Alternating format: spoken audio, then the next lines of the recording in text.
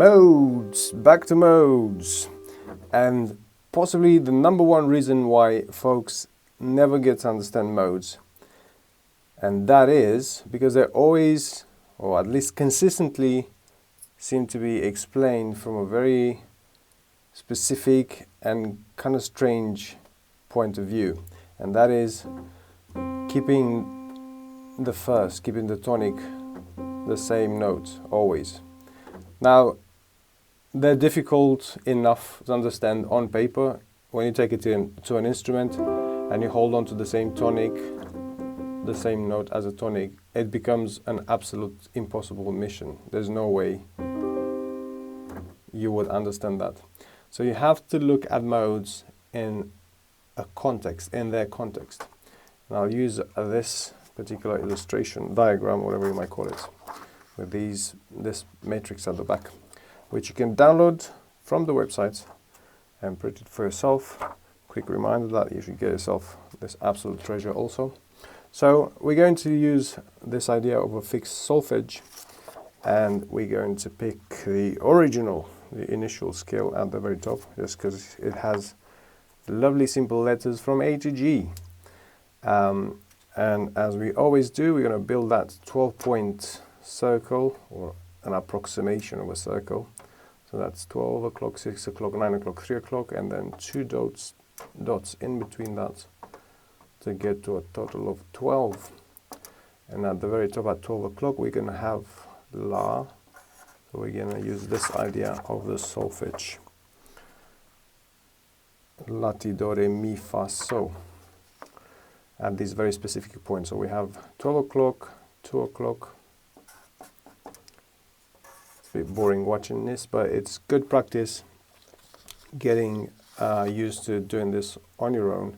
It's going to help you solidify that in your brain. So we have re at 5 o'clock. La, ti, do, re, mi, fa at 8 o'clock, and SO, no SOL, so SO. And this is a reusable template, so this always remains in this position.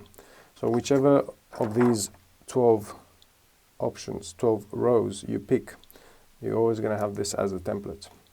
And they follow exactly, so again we're going to go with A, B, C, D, E, F, G in this exact order.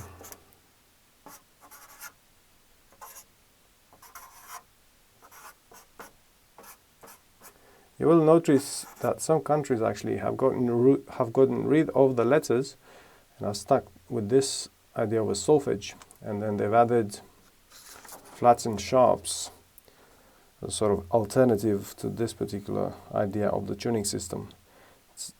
I still haven't found an explanation for that, but I'm guessing it's to do with singing, because singing the vowels, for each of these, do, re, mi, fa, sol, la, ti, you have a consonant and a vowel. I'm guessing it's a lot easier to sing these syllables instead of the letters. But that aside, we're looking at modes. So everyone knows that A, B, C, D, E, F, G gives you the so-called minor scale, as C, D, E, F, G, A, B gives you the major scale. Now, these are so-called relative scales because they belong to the same milieu, as I call it, the same context. So in this case, A, starting on A, gives us the so-called Aeolian mode. Starting on C gives us the Ionian mode. And in a similar fashion, going round clockwise or anti-clockwise, doesn't really matter, we get the rest of the 7 modes. So that's Aeolian, Ionian, and then the other 5, by simply starting on a different tone. And that's how you get the modes contextually. Now you can, select, after you've understood that particular logic, you can then select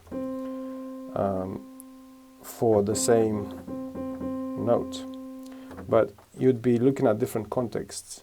So wherever you find a C, you can say, you can pick that particular scale and use it in a song. But like, the problem is in music that doesn't really happen, or at least it doesn't often happen, where you'd be playing in a major tonality and then you switch to a minor. That's rather common, but that's kind of the only one also. Like, you would very rarely change from a major Ionian tonality to, say, a Phrygian.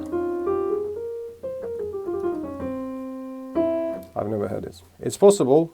Music can go anywhere within this matrix. You can literally change the tonal center every 2 measures if you want to, but it doesn't happen. So once again, a very simple illustration of the modes and how you could wrap your head around them